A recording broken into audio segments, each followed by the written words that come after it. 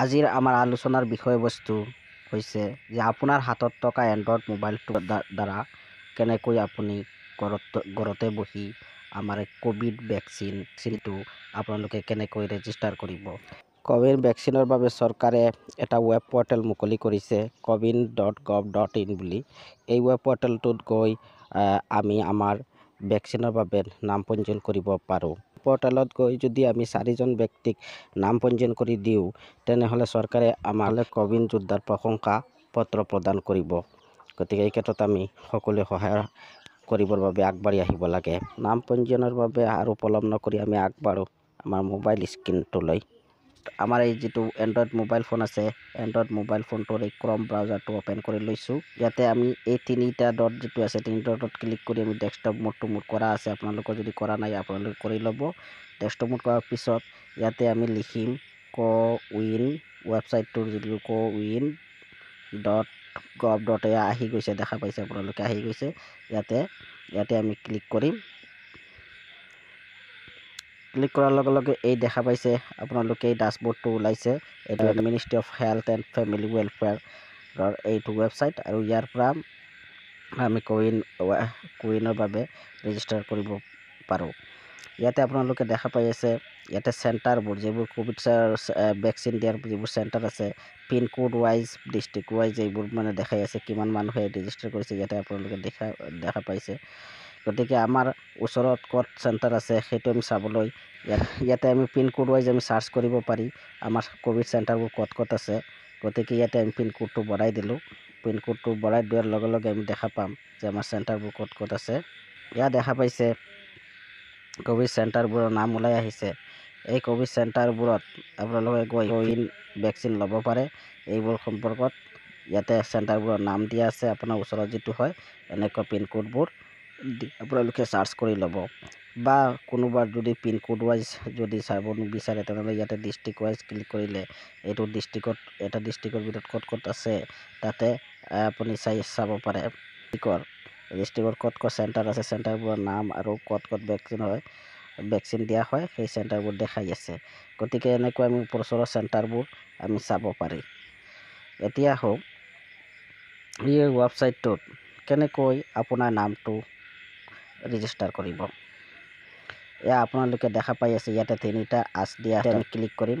Click কৰাৰ লগে লগে ইয়াতে আহিছে register sign in your self. ইয়াতে আমি ক্লিক কৰিম। এয়া ক্লিক কৰাৰ পিছত আপোনালোকৰ এইটো আহিছে। ইয়াতে আমি আমাৰ মোবাইল নম্বৰটো এণ্ট্ৰি কৰি ল'ম। মোবাইল নম্বৰটো এণ্ট্ৰি কৰি লৈছোঁ। গেট অ'টিপিত ক্লিক কৰিলোঁ। এয়া অ'টিপিবোৰ আহি গৈছে। অ'টিপিটো আমি ফিল আপ কৰি ল'ম। দেখা পাইছে এই এটা মোবাইল নম্বৰৰ পৰা 4জনলৈকে আমি ৰেজিষ্টাৰ কৰিব পাৰি। ইয়াত এইটোৱে ইম্পৰ্টেণ্ট কথা, তাৰমানে বৰ্তমান কেৱল বুকিংহে চলি আছে। ইয়াতে লিখা আছে বৰ্তমান ভেকচিন এভেইলেবল নহয়, যাৰ কাৰণে বুকিং চলি আছে। এই যিখিনি নটিফিকেশ্যন আছে আপোনালোকে এইখিনি চাই ল'ব। এতিয়া আমি আহোঁ ৰেজিষ্টাৰ কেনেকৈ কৰিব লাগে। ইয়াতে ৰেজিষ্টাৰ মেম্বাৰ আমি ইয়াতে ক্লিক কৰি ল'লোঁ। ক্লিক কৰাৰ পিছত ইয়াতে দেখুওৱা হৈছে ফটো ID। ইয়াতে ফটো ID থকা এটা ডকুমেণ্ট ইয়াতে ক্লিক কৰিলে ইয়াত দেখিছে Aadhaar card, driving licence, PAN card, passport, ইয়াতে যিবোৰ ডকুমেণ্ট দেখা আছে pension passbook, NPR smart card, voter ID এইবোৰৰ পৰা যিকোনো এটা আপুনি চিলেক্ট কৰি ল'ব। মই পান কাৰ্ডটো চিলেক্ট কৰি লৈছোঁ। ইয়াত পেন কাৰ্ডত যেনেকুৱা নাম আছে তেনেকুৱা নামটো ইয়াত ফিল আপ কৰি ল'ম। ইয়াৰ পিছত ইয়াতে দেখা গৈছে জেণ্ডাৰটো চিলেক্ট কৰি ল'লোঁ। ইয়াত দিছে ইয়াৰ অফ বাৰ্থ কোনটো, কেৱল ইয়াৰটোৱে চিলেক্ট কৰিলে হৈ গ'ল। ইয়াৰ পিছত ইয়াতে ৰেজিষ্টাৰ ইয়াত দেখা পাইছে ইণ্ডিভিজুৱেল ৰেজিষ্টাৰ ছাকচেছফুলি। এয়া আমাৰ ৰেজিষ্টাৰ হৈ গৈছে। আপোনালোকে দেখা পাইছে। এতিয়া ড্ৰজ 1 এপইণ্টমেণ্ট নট শ্বেডিউল। এতিয়া এপইণ্টমেণ্ট শ্বেডিউল কৰিব লাগে কোনটো হস্পিটেলত বা কোনটো চেণ্টাৰত গৈ আমি কৰিম। ইয়াতে আমি এপইণ্টমেণ্ট শ্বেডিউল কৰিম আৰু ইয়াতে আমি আমাৰ অন্য আৰু 3জন মেম্বাৰ এড কৰিব পাৰিম এই মোবাইল নম্বৰৰ দ্বাৰা। তেতিয়া আমি এতিয়া যাওঁ শ্বেডিউলত। ইয়াতে আহি গৈছে দেখিছে শ্বেডিউল নাও। ইয়াতে শ্বেডিউল নাই এতিয়া ক'ত গৈছে। ইয়াতে পিনক'ডটো ৱাইজ আমি চাব পাৰোঁ।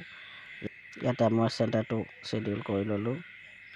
কিন্তু ইয়াত দেখা পাইছে আপোনালোকে এই যিটো চেণ্টাৰ মই ছিলেক্ট কৰিলোঁ কাপাসবাৰী SD, তাত কেৱল 45 বছৰৰ ওপৰৰ যে মহিলা বা পুৰুষসকলৰ যিসকল আছে 45 বছৰৰ উৰ্ধৰ, এই 45 বছৰৰ উৰ্ধৰ সকলৰহে ৰেজিষ্ট্ৰেশ্যন চলি আছে। গতিকে তাতে ভেকচিন এভেইলেবল আছে, কিন্তু 45 বছৰৰ তলৰ যিসকল আছে তেওঁলোকৰ কাৰণে এতিয়ালৈকে নট এভেইলেবল হৈ আছে ইয়াতে। গতিকে এইটো আমি পিছতো আমি চাব পাৰিম। ইয়াতে দেখিছে 18 ইয়াৰ্ছ লিখিছোঁ, no vaccination centre is available for বুকিঙৰ কাৰণে ইয়াত চেণ্টাৰটো নাই। গতিকে ইয়াৰ পিছত আমি ডিষ্ট্ৰিক্ট ৱাইজ চাই লওঁ। দেখা পাইছে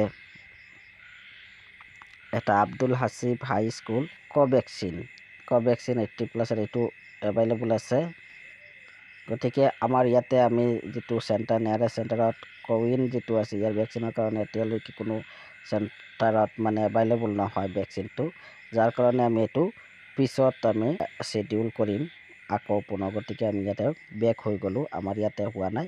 এনেকুৱা আপুনি কিছু দিন মূৰে মূৰে চেক কৰি চাব, যিটো নিয়াৰেষ্ট চেণ্টাৰত আপোনালোকৰ ভেকচিনটো এভেইলেবল হ'ব তেতিয়া তাতে বুক কৰি ল'ব। কোৱিন ভেকচিনটো এভেইলেবল হোৱাৰ পিছত কেনেকৈ শ্বেডিউল কৰা হয় তাক মই পৰৱৰ্তী ভিডিঅ'ত বিতংকৈ দেখুওৱাৰ বাবে চেষ্টা কৰিম।